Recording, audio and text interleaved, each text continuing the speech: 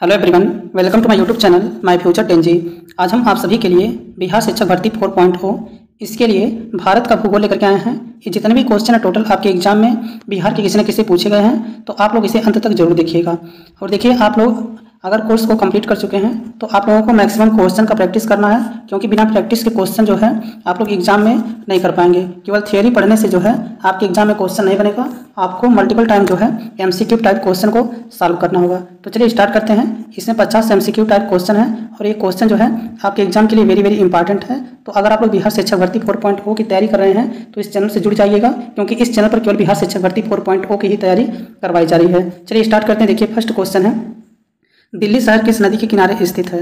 बताइए, दिल्ली शहर जो है निम्नलिखित में से किस शहर के किनारे स्थित है? बताइए, गंगा नदी के किनारे, गोमती, यमुना या फिर गोदावरी? तो देखिए, दिल्ली शहर जो है यह यमुना नदी के किनारे स्थित है। ऑप्शन नंबर 3 जो है इसका करेक्ट आंसर हो जाएगा। दिल्ली जो है यह यमुना नदी के किनारे है। इसके साथ साथ आप लोग याद रखिएगा कि दिल्ली, आगरा, मथुरा और इटावा, दिल्ली, मथुरा, आगरा और इटावा, ये जो है चारों यमुना नदी के किनारे स्थित हैं। ये क्वेश्चन आपके एग्जाम में पूछा जाता है। अगर पूछेगा गोमती नदी के किनारे कौन सा शहर स्थित है, तो गोमती नदी के किनारे कौन सा है? लखनऊ है। और गोदावरी नदी के किनारे कौन सा शहर स्थित है? तो नासिक स्थित है। इसे भी आप लोग याद रखिएगा। लेकिन आप लोगों से पूछता है कि गंगा नदी के किनारे कौन कौन से शहर स्थित हैं, तो हरिद्वार, कन्नौज, कानपुर, इलाहाबाद, वाराणसी, उसके बाद पटना, मुंगेर और भागलपुर। ये सब इंपॉर्टेंट क्वेश्चन है, इसे आप लोगों को अच्छे से याद रखना है। तो इतना सारा क्वेश्चन आप लोगों के एग्जाम में कोई भी पूछा जा सकता है। चलिए इस नेक्स्ट क्वेश्चन पे चलते हैं। अगला क्वेश्चन देखिए, नेक्स्ट क्वेश्चन है, लेप्चा जनजाति मुख्यतः कहाँ निवास करती है? बताइए, लेप्चा जनजाति जो है यह मुख्यतः कहाँ पर निवास करती है? बताइए, मेघालय में पाई जाती है, मिजोरम में पाई जाती है, सिक्किम में पाई जाती है या फिर अरुणाचल प्रदेश में पाई जाती है? तो देखिए, लेप्चा और भूटिया जनजाति जो है ये कहाँ की है? लेप्चा और भूटिया जनजाति जो है इस सिक्किम की है। ऑप्शन नंबर 3 जो है इसका करेक्ट आंसर हो जाएगा। लेप्चा और भूटिया जनजाति जो है कहाँ पर की है? ये सिक्किम की है। इसे आप लोग अच्छे से याद रखिएगा। देखिए, अगर पूछेगा कि मेघालय में कौन सी जनजाति पाई जाती है, तो गारो, खासी, जैंतिया और मिक्की निंजा जो है ये सभी कहाँ की हैं? मेघालय की जनजाति है। इसे आप लोग याद रखिएगा। देखिए, यहाँ पे क्वेश्चन पूछा जाता है कि डम्फा जनजाति जो है कहाँ की है, तो डम्फा जो है मिजोरम का है। कहाँ का है? मिजोरम का है। लेप्चा और भूटिया कहाँ की है? सिक्किम का है। गारो, खासी, जैंतिया कहाँ की है? मेघालय की है। ये भी बात आप लोग याद रखिएगा। चलिए नेक्स्ट क्वेश्चन पे चलते हैं। अगला क्वेश्चन देखिए, क्वेश्चन नंबर 3 है, भारत में हरित क्रांति ने सर्वाधिक किससे प्रभावित किया है? तो बताइए, भारत में हरित क्रांति ने सर्वाधिक किससे प्रभावित किया है? बताइए, गन्ने की फसल को प्रभावित किया है, गेहूं की फसल को प्रभावित किया है, धान की फसल को प्रभावित किया है या फिर सब्जियों की फसल को प्रभावित किया है? तो देखिए, भारत में हरित क्रांति जो है सर्वाधिक किससे प्रभावित किया है? ये गेहूं की फसल को प्रभावित किया है। ऑप्शन नंबर 2 जो है इसका करेक्ट आंसर हो जाएगा। देखिए, पूछता है कि हरित क्रांति की शुरुआत जो है किस दशक में हुई थी? तो हरित क्रांति की शुरुआत जो है 1960 के दशक में हुआ था। लेकिन अगर आप लोगों से एग्जैक्ट सन पूछेगा तो 1966-67 में जो है हरित क्रांति की शुरुआत हुई थी। भारत में हरित क्रांति के जनक जो है डॉक्टर MS स्वामीनाथन को जाना जाता है और विश्व में हरित क्रांति का जनक जो है नॉर्मन बोरलॉग को जाना जाता है। ये भी बात आप लोग याद रखिएगा। ये सभी क्वेश्चन आपके एग्जाम के लिए वेरी वेरी इंपॉर्टेंट है, इसे अच्छे से आप लोग याद रखिएगा। चलिए नेक्स्ट क्वेश्चन पर चलते हैं। क्वेश्चन नंबर 4 देखिए, देश में ऑपरेशन फ्लड की शुरुआत का श्रेय दिया जाता है? बताइए, देश में ऑपरेशन फ्लड की शुरुआत का श्रेय जो है यह किसे दिया जाता है? बताइए, MS स्वामीनाथन को दिया जाता है, डॉक्टर वर्गीज कुरियन को दिया जाता है, MGK मेनन को दिया जाता है या फिर जयंत नार्लिकर को दिया जाता है? तो देखिए, ऑपरेशन फ्लड की शुरुआत जो है ये डॉक्टर वर्गीज कुरियन को दिया जाता है। ऑप्शन नंबर 2 जो है इसका करेक्ट आंसर हो जाएगा। देश में ऑपरेशन फ्लड की शुरुआत का श्रेय जो है डॉक्टर वर्गीज कुरियन को दिया जाता है। ऑप्शन नंबर 2 इसका करेक्ट आंसर हो जाएगा। नेक्स्ट क्वेश्चन है, क्वेश्चन नंबर 5 देखिए, भारतीय मानक समय तथा ग्रीनविच माध्य समय में कितना घंटे का अंतर है? बताइए, भारतीय मानक समय तथा ग्रीनविच माध्य समय में कितने घंटे का अंतर है? बताइए, 4.5 घंटे का अंतर है, 5.5 घंटे का अंतर है, 4 घंटे का अंतर है या फिर 5 घंटे का अंतर है? तो देखिए, भारतीय मानक समय तथा ग्रीनविच माध्य समय में 5 घंटे का 5.5 घंटे का अंतर है। ऑप्शन नंबर 2 जो है इसका करेक्ट आंसर हो जाएगा। नेक्स्ट क्वेश्चन देखिए, क्वेश्चन नंबर 6 है, भारत का लगभग पूरा क्षेत्र किस गोलार्ध में स्थित है? बताइए, भारत का लगभग पूरा क्षेत्र जो है किस हेमिस्फीयर में स्थित है? बताइए, दक्षिणी एवं पश्चिमी गोलार्ध में स्थित है, उत्तरी एवं पूर्वी गोलार्ध में स्थित है, दक्षिणी एवं पूर्वी गोलार्ध में स्थित है या फिर इनमें से कोई नहीं? तो देखिए, इसका करेक्ट आंसर हो जाएगा उत्तरी पूर्वी गोलार्ध में स्थित है। ऑप्शन नंबर 2 जो है इसका करेक्ट आंसर हो जाएगा। उत्तरी पूर्वी गोलार्ध में स्थित है। ऑप्शन नंबर 2 जो है इसका करेक्ट आंसर हो जाएगा। चलिए नेक्स्ट क्वेश्चन पे चलते हैं। क्वेश्चन नंबर 7 देखिए, बताइए, जनसंख्या घनत्व जो है पॉपुलेशन डेंसिटी कहलाता है? बताइए, किसी क्षेत्र में रहने वाले स्त्री पुरुष की संख्या को कहा जाता है प्रति किलोमीटर मनुष्य की संख्या को कहते हैं, प्रति वर्ग किलोमीटर में मनुष्य की संख्या को कहते हैं, या फिर इनमें से कोई नहीं। तो देखिए जनसंख्या घनत्व जो है ये किसे कहा जाता है? तो देखिए प्रति वर्ग किलोमीटर मनुष्यों की संख्या जो होती है ये जनसंख्या घनत्व कहलाती है। ऑप्शन नंबर थर्ड जो है इसका करेक्ट आंसर हो जाएगा। प्रति वर्ग किलोमीटर में मनुष्यों की संख्या को जो है जनसंख्या घनत्व कहा जाता है। ऑप्शन नंबर थर्ड जो है इसका करेक्ट आंसर हो जाएगा। 7 का ऑप्शन नंबर थर्ड जो है इसका करेक्ट आंसर हो जाएगा। नेक्स्ट क्वेश्चन देखिए, क्वेश्चन नंबर 8 है, कन्याकुमारी निम्नलिखित में से कहाँ पर स्थित है? बताइए कन्याकुमारी निम्नलिखित में से कहाँ स्थित है? बताइए केरल में स्थित है, तमिलनाडु में स्थित है, कर्नाटक में स्थित है, या फिर ओडिशा में स्थित है? बताइए कन्याकुमारी जो है निम्नलिखित में से कहाँ स्थित है? तो देखिए ये तमिलनाडु में स्थित है। ऑप्शन नंबर सेकंड इसका करेक्ट आंसर हो जाएगा। कन्याकुमारी जो है ये निम्नलिखित में से कहाँ पर स्थित है? तो ये तमिलनाडु में स्थित है। ऑप्शन नंबर सेकंड जो है इसका करेक्ट आंसर हो जाएगा। नेक्स्ट क्वेश्चन देखिए, क्वेश्चन नंबर 9 है, केंद्रीय भवन अनुसंधान संस्थान कहाँ स्थित है? बताइए केंद्रीय भवन अनुसंधान संस्थान जो है यह कहाँ पर स्थित है? बताइए दिल्ली में स्थित है, लखनऊ में स्थित है, नागपुर में स्थित है, या फिर रुड़की में स्थित है? तो बताइए केंद्रीय भवन अनुसंधान संस्थान जो है ये कहाँ पर स्थित है? तो ये देखिए रुड़की में स्थित है। ऑप्शन नंबर डी जो है इसका करेक्ट आंसर हो जाएगा। केंद्रीय भवन अनुसंधान संस्थान जो है कहाँ पर है? रुड़की में स्थित है। ऑप्शन नंबर डी जो है इसका करेक्ट आंसर हो जाएगा। नेक्स्ट क्वेश्चन देखिए, क्वेश्चन नंबर 10 है, भारत में इस्पात का प्रथम कारखाना कहाँ पर स्थापित किया गया था? बताइए भारत में इस्पात का प्रथम कारखाना कहाँ पर स्थापित किया गया था? बताइए बोकारो में स्थापित किया गया था, जमशेदपुर में स्थापित किया गया था, भिलाई में स्थापित किया गया था, या फिर राउरकेला में स्थापित किया गया था? तो देखिए भारत में इस्पात का प्रथम कारखाना जो है ये जमशेदपुर में स्थापित किया गया था। ऑप्शन नंबर सेकंड जो है इसका करेक्ट आंसर हो जाएगा। झारखंड के जमशेदपुर में जो है भारत का प्रथम इस्पात कारखाना को स्थापित किया गया था। ऑप्शन नंबर सेकंड जो है इसका करेक्ट आंसर हो जाएगा। अगर पूछेगा कि कब इसे स्थापित किया गया था तो 1907 में जो है स्थापित किया गया था, और यह झारखंड राज्य में सुवर्ण रेखा नदी की घाटी में स्थित है। ये भी बात आप लोग याद रखिएगा, सुवर्ण रेखा नदी की घाटी में स्थित है, इसको आपको अच्छे से याद रखना है। और जो है राज्य याद करना है कि झारखंड में था, और जगह जो है जमशेदपुर, ये भी आपको स्थान याद रखना है। देखिए इसके साथ साथ अगर आप लोगों से पूछेगा कि बोकारो इस्पात कारखाना जो है ये कहाँ पर स्थित है, तो देखिए बोकारो जो है ये भी झारखंड में है। बोकारो इस्पात कारखाना जो है ये भी झारखंड में है। अगर पूछेगा बोकारो जो है किस विदेशी देश के सहयोग से जो है स्थापित किया गया था, तो ये रूस के सहयोग से जो है बोकारो इस्पात कारखाना जो है झारखंड में स्थापित किया गया था। ये भी बात आप लोग याद रखिएगा। देखिए भिलाई अगर पूछेगा इस्पात कारखाना जो है किस राज्य में है, तो भिलाई जो है छत्तीसगढ़ में है। कहाँ पे है? भिलाई जो है छत्तीसगढ़ में है, और भिलाई को भी रूस के सहयोग से स्थापित किया गया था। भिलाई छत्तीसगढ़ में है और भिलाई को भी रूस के सहयोग से स्थापित किया गया था। ये भी बात आप लोग याद रखिएगा। देखिए राउरकेला इस्पात कारखाना जो है ये कहाँ पर है, तो राउरकेला जो है ये उड़ीसा में है। राउरकेला जो है ये उड़ीसा में है, और राउरकेला इस्पात कारखाना जो है इस विदेशी देश के सहयोग से स्थापित किया गया था, तो ये जर्मनी के सहयोग से स्थापित किया गया था। इसे भी आप लोग अच्छे से याद रखिएगा। बताइए दुर्गापुर इस्पात कारखाना जो है किस राज्य में स्थित है?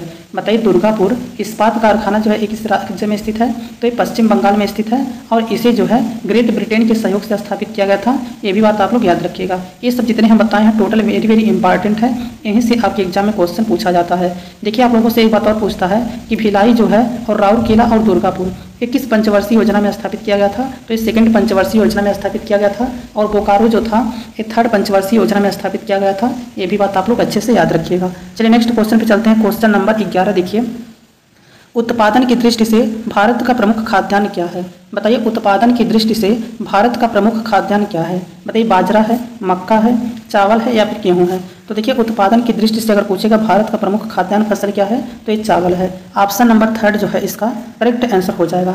नेक्स्ट क्वेश्चन है, अपने उद्गम स्थल में गंगा नदी जानी जाती है। बताइए अपने उद्गम स्थल में गंगा नदी जानी जाती है।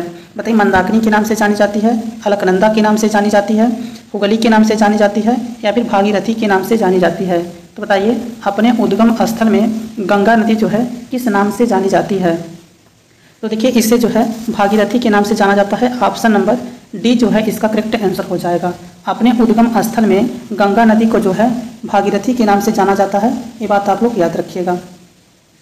अगर आप लोगों से पूछेगा कि विष्णुप्रयाग जो है ये किससे मिलकर बना है, तो अलकनंदा और धौली गंगा से, इसे भी आप लोग याद रखिएगा। नेक्स्ट क्वेश्चन देखिए, अगला क्वेश्चन है, निम्नलिखित में से कौन सी परियोजना राउरकेला स्टील प्लांट को बिजली प्रदान करती है?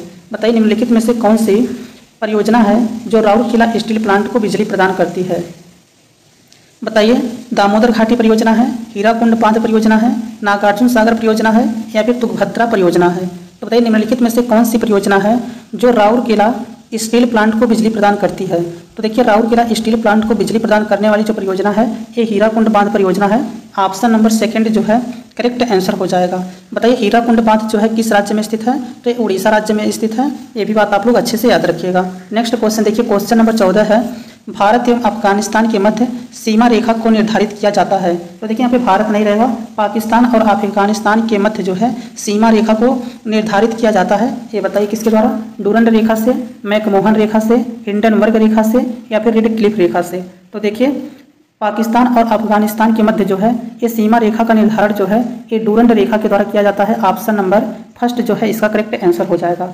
अगर आप लोगों से पूछेगा कि मैकमोहन रेखा जो है किन दो देशों को अलग करती है, तो मैकमोहन रेखा जो है भारत और चीन को अलग करती है। ये भी बात आप लोग याद रखिएगा। अगर पूछेगा मैकमोहन रेखा की टोटल लंबाई कितना है, तो 3488 किलोमीटर है। मैकमोहन रेखा की टोटल लंबाई की बात करेगा तो ये 3488 किलोमीटर है। ये भी बात आप लोग याद रखिएगा। अगर पूछेगा हिंडनबर्ग रेखा जो है किन दो देशों को अलग करती है, तो हिंडनबर्ग रेखा जो है ये जर्मनी और पोलैंड को अलग करती है। हिंडनबर्ग रेखा जो है ये जर्मनी और पोलैंड को अलग करती है। इसे भी आप लोग याद रखिएगा। अगर पूछेगा रेड क्लिफ रेखा जो है ये किन दो देशों को अलग करती है, तो रेड क्लिफ रेखा जो है ये भारत और पाकिस्तान को अलग करती है। इसकी टोटल लंबाई की बात करेगा तो 3323 किलोमीटर है। इसे भी आप लोग याद रखिएगा।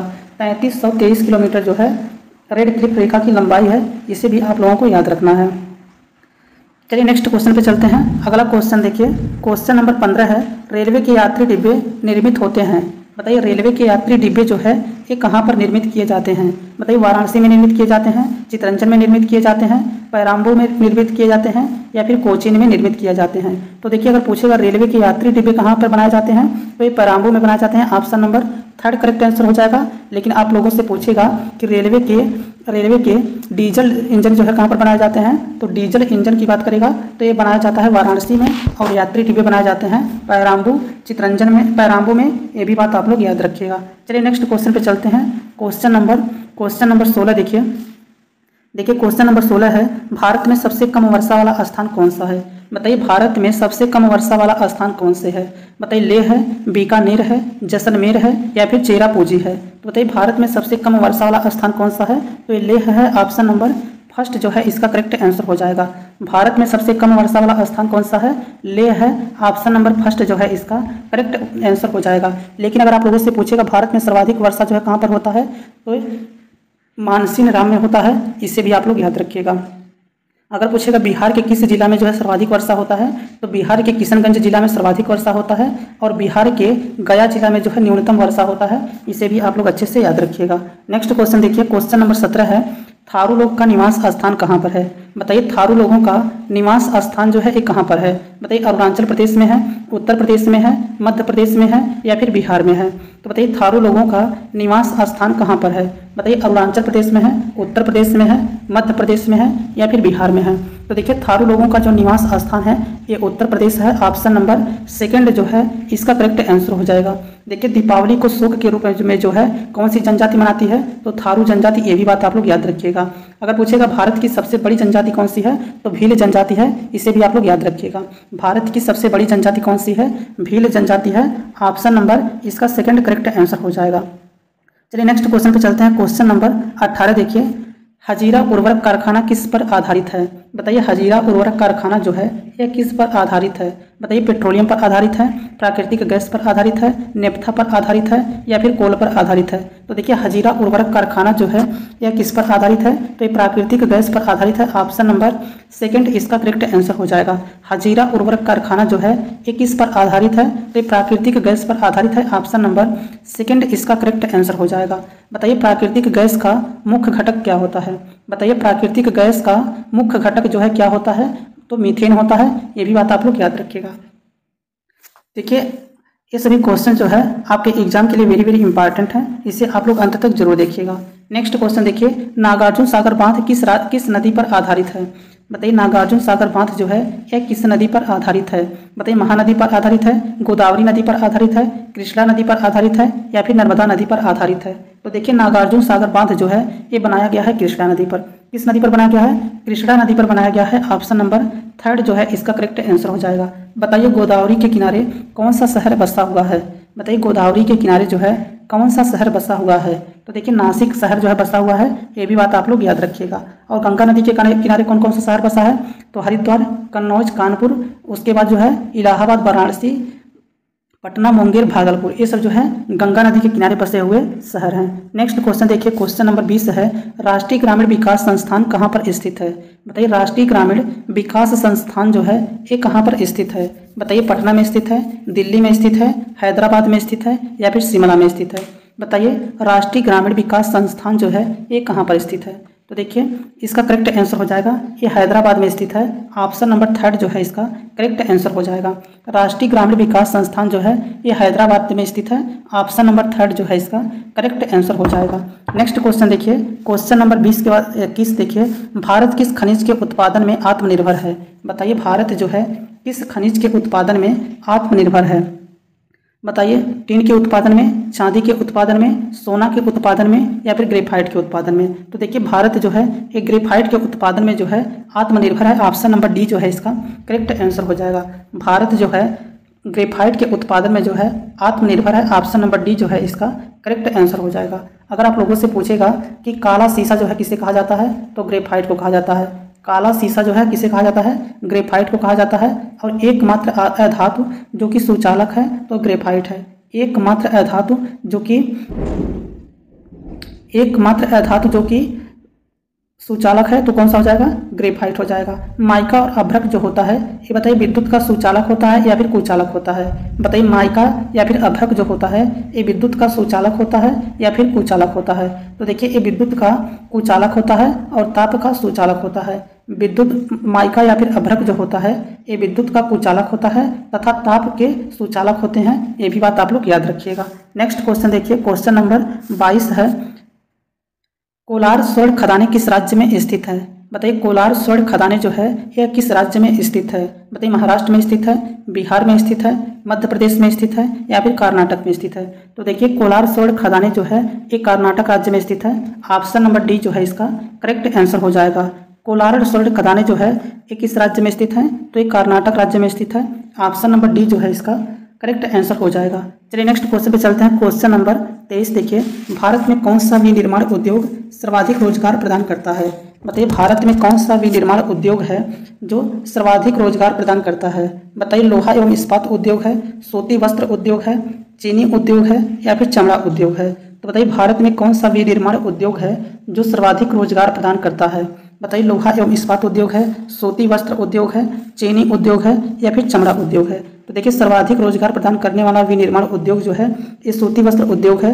ऑप्शन नंबर सेकंड जो है इसका करेक्ट आंसर हो जाएगा।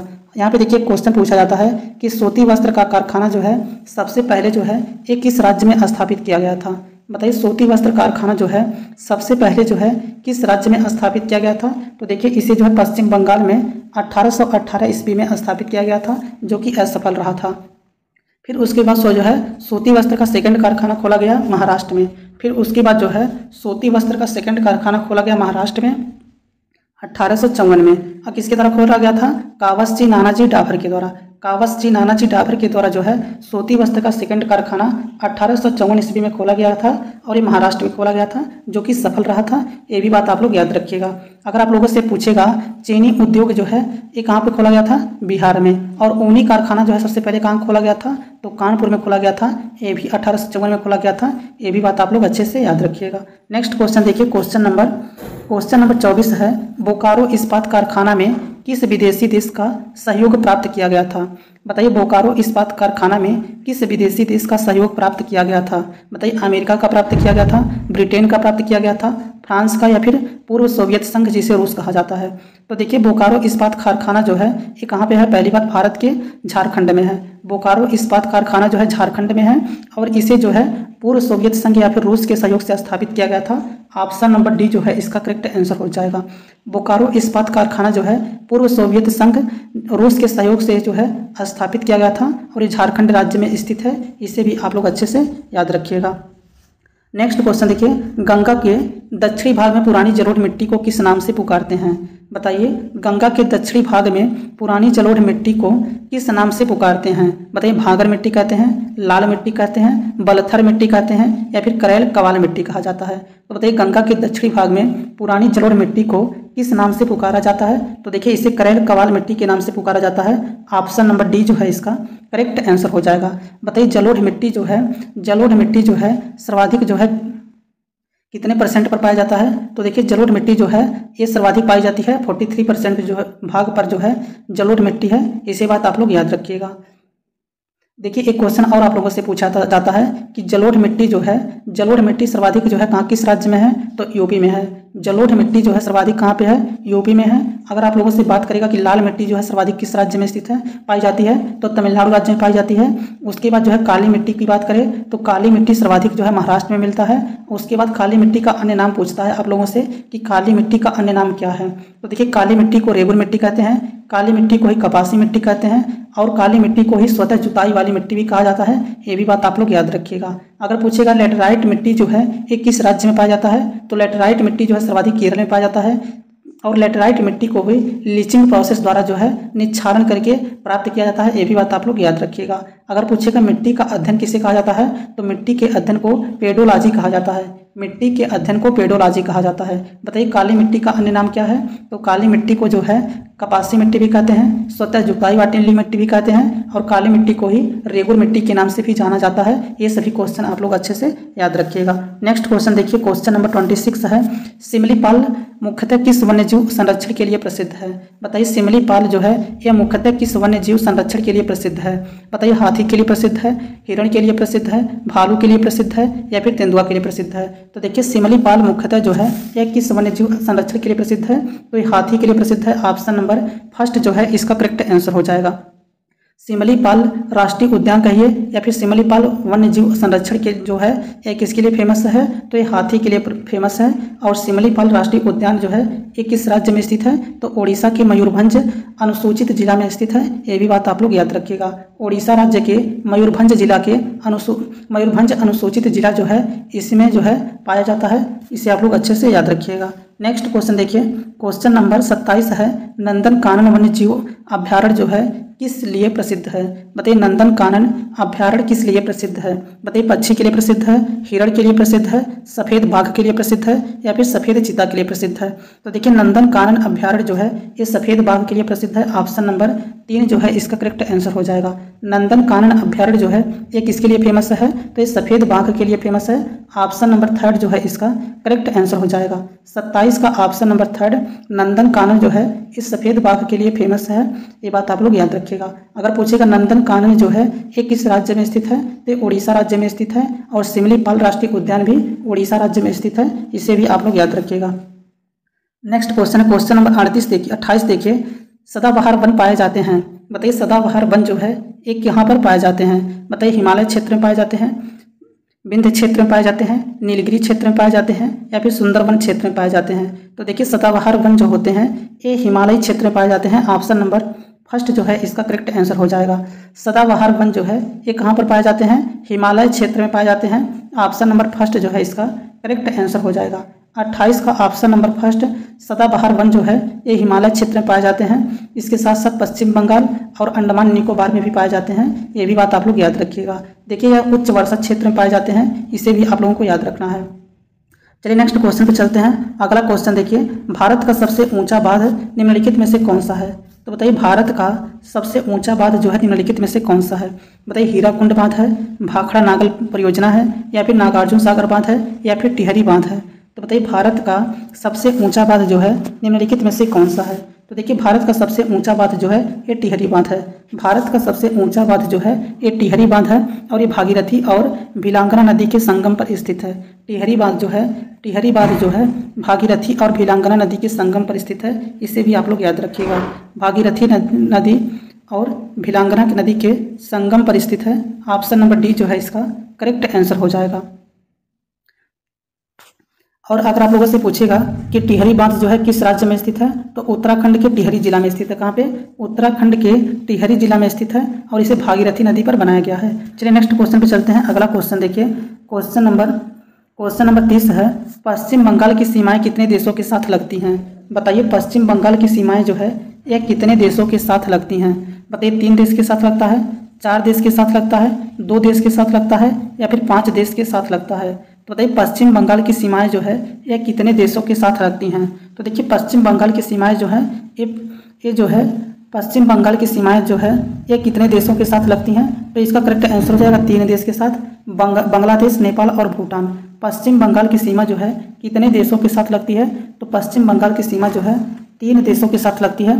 पश्चिम बंगाल की सीमा जो है 3 देशों के साथ लगती है, बांग्लादेश, नेपाल और भूटान। बांग्लादेश, नेपाल और भूटान, इसे आप लोग याद रखिएगा। नेक्स्ट क्वेश्चन नंबर 31 है, राष्ट्रीय चावल अनुसंधान संस्थान कहाँ पर स्थित है? बताइए राष्ट्रीय चावल अनुसंधान संस्थान कहाँ पर स्थित है?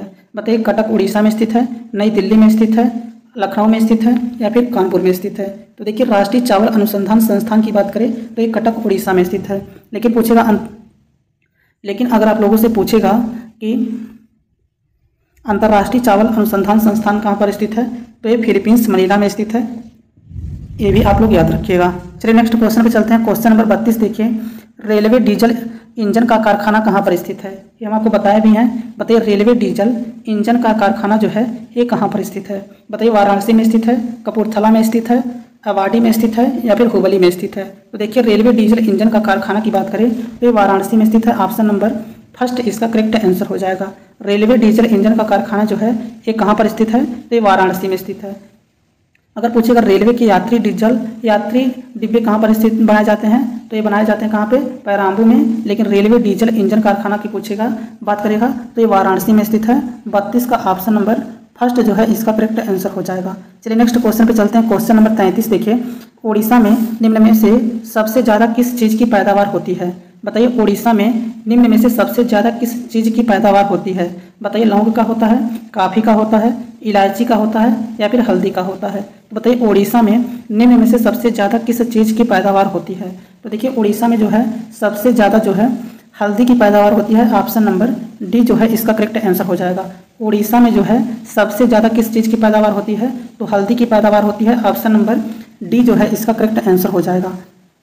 चलिए नेक्स्ट क्वेश्चन पे चलते हैं। क्वेश्चन नंबर 34 देखिए, तलचर किस खनिज के लिए प्रसिद्ध है? बताइए तलचर जो है यह किस खनिज के लिए प्रसिद्ध है?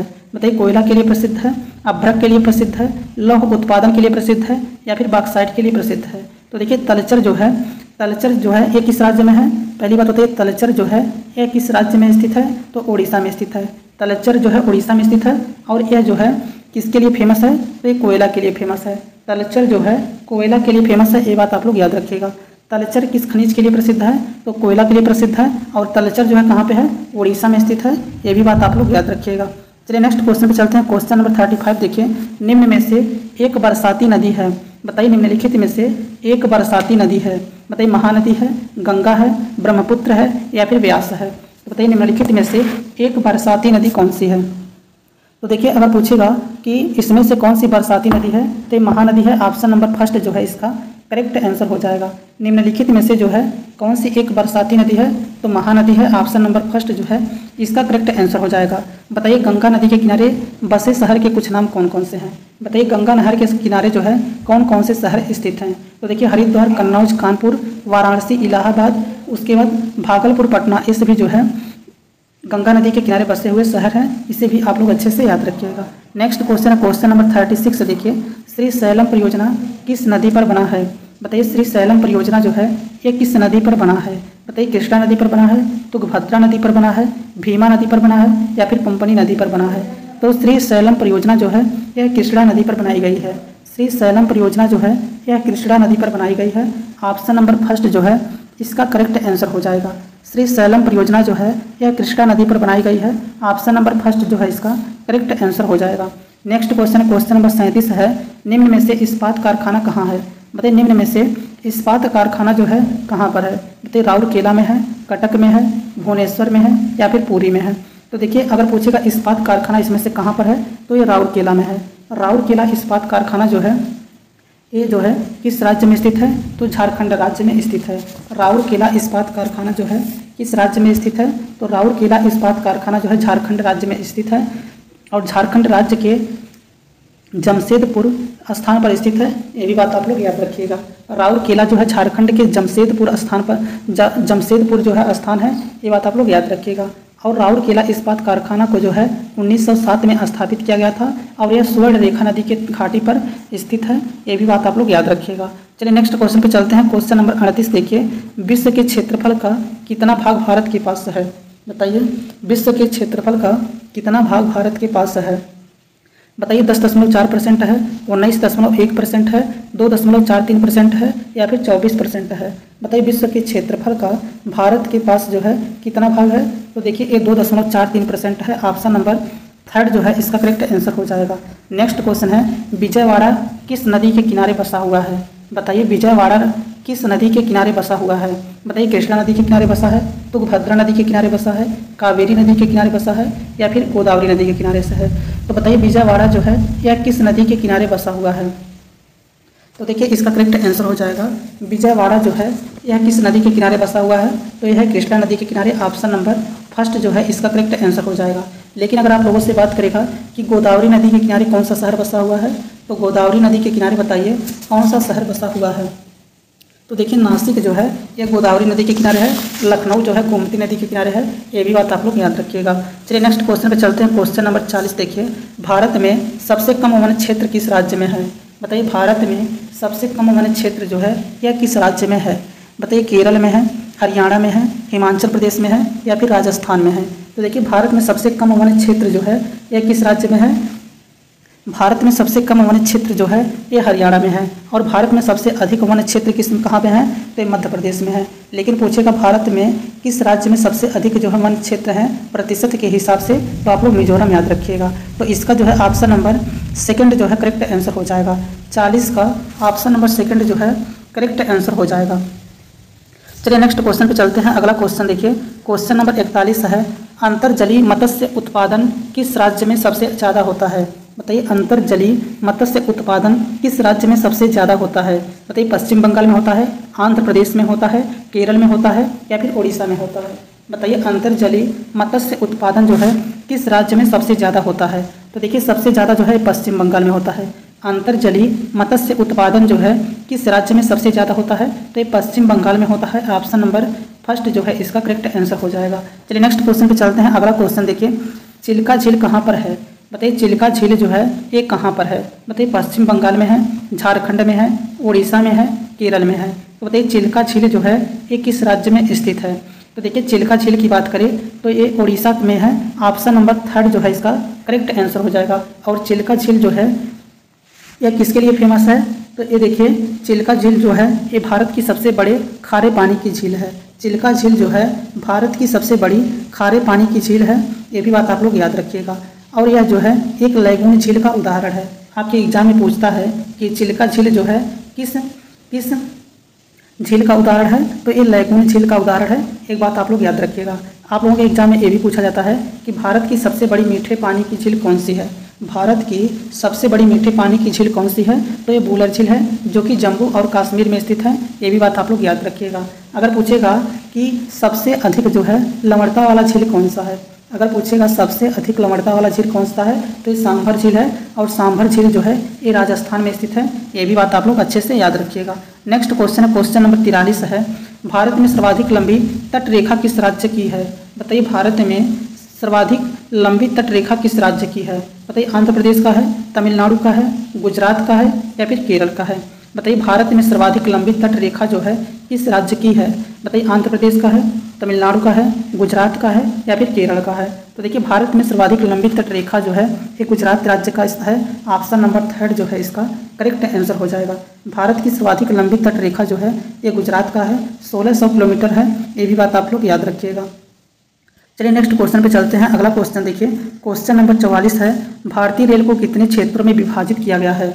बताइए, भारतीय रेल को कितने क्षेत्रों में विभाजित किया गया है? बताइए, 9, 6, 10 या फिर 16?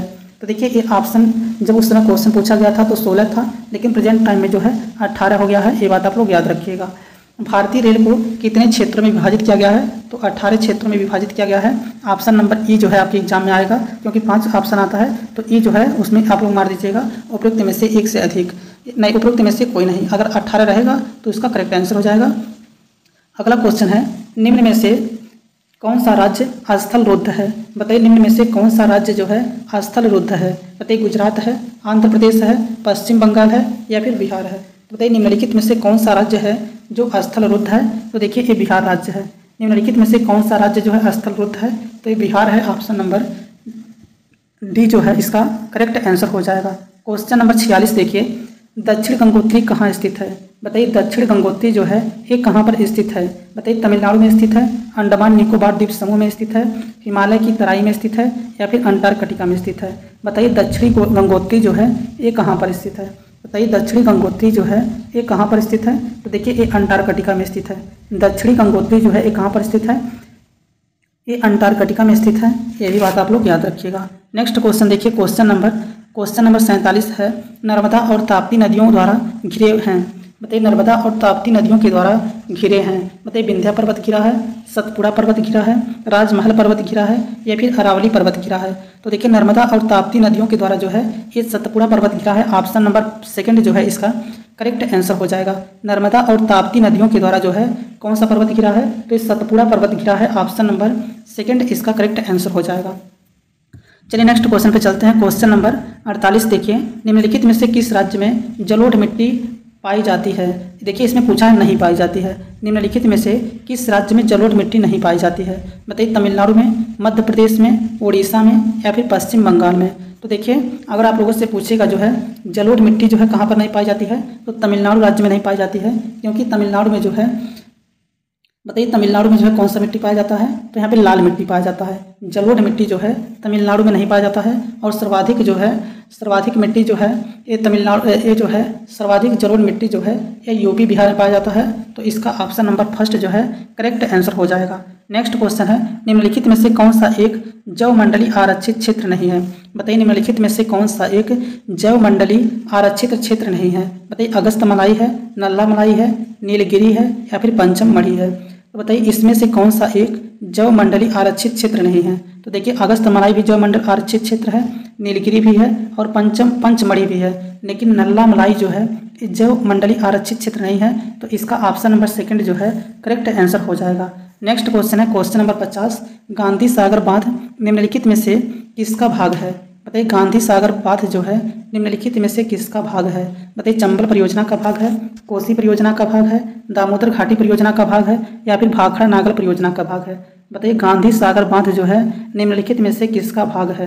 तो देखिए गांधी सागर बांध की बात करें तो ये जो है यह किसका भाग है? तो यह जो है चंबल परियोजना का भाग है। गांधी सागर बांध जो है निम्नलिखित में से किसका भाग है? तो ये चंबल परियोजना का भाग है। ऑप्शन नंबर फर्स्ट जो है इसका करेक्ट आंसर हो जाएगा। देखिए गांधी सागर बांध जो है ये चंबल परियोजना का एक भाग है। यहाँ जो है यह बांध जो है कहाँ पे है, किस राज्य में है? तो मध्य प्रदेश तथा राजस्थान की सीमा पर स्थित है।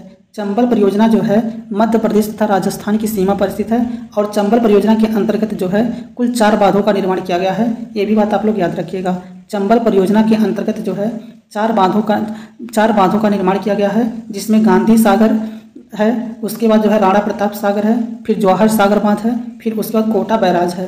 तो आप लोग याद रखिएगा कि चंबल परियोजना के अंतर्गत जो है कुल 4 बांधों का निर्माण किया गया है, जिसमें गांधी सागर बांध है, उसके बाद राणा प्रताप सागर बांध है, जवाहर सागर बांध है, उसके बाद जो है कोटा बैराज। तो ये जो है ऑप्शन नंबर 50 का, क्वेश्चन नंबर 50 का ऑप्शन नंबर फर्स्ट जो है इसका करेक्ट आंसर हो जाएगा। अगर आप लोग बिहार शिक्षक भर्ती 4.0 की तैयारी कर रहे हैं तो इस चैनल पर आप जरूर जुड़े रहिए, क्योंकि इस चैनल पर केवल बिहार शिक्षक भर्ती 4.0 की तैयारी करवाई जा रही है। वीडियो अच्छा लगा हो तो वीडियो को लाइक कर दीजिएगा। Thanks for watching this video.